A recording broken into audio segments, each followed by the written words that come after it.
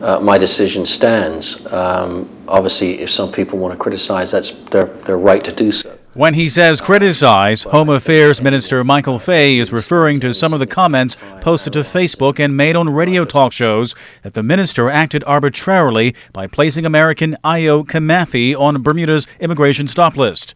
This in response to Mr. Kimathi's anti-gay and anti-white rant at the Liberty Theater over the weekend, which has been labeled by government as hate speech. I think anyone that really spends any significant time analyzing not just what was said at that lecture, and in fact, if you spend the time to look at some of the speeches he's given in the past in other jurisdictions, which are all available online, you'll see that this is someone who has used incredibly offensive language that's derogatory and has no place in a modern society in respect of what he said. Others online questioning what happened to a person's constitutional right to freedom of speech. But freedom of speech comes with responsibility.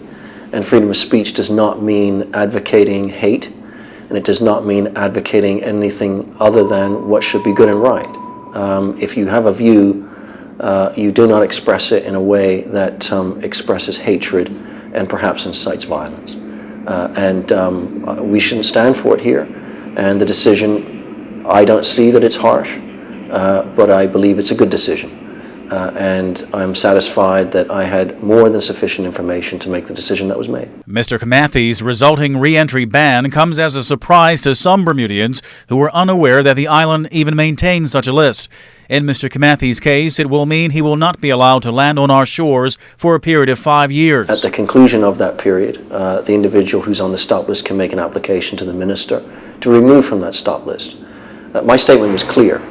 In the minister's opinion, if someone has behaved in an undesirable fashion or words that affect under Section 31 of the Bermuda Immigration and Protection Act, I, as minister, have the discretion to make certain decisions, which I took. Meanwhile, complaints have been made to the Human Rights Commission about the Speaker's remarks after the Center for Justice reminded the public that it is an offense to incite hatred and violence through public speech. Asked if Premier Dunkley was involved with the decision to ban Mr. Kimathi. The Act gives the minister the authority to make decisions, but of course decisions like this would be in consultation with colleagues as seen appropriate.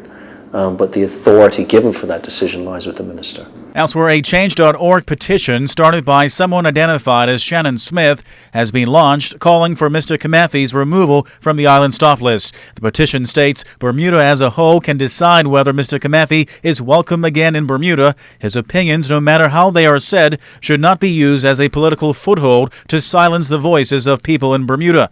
Right before news time, the petition had 5 signatures. Tari Trott reporting for ZBM News 9.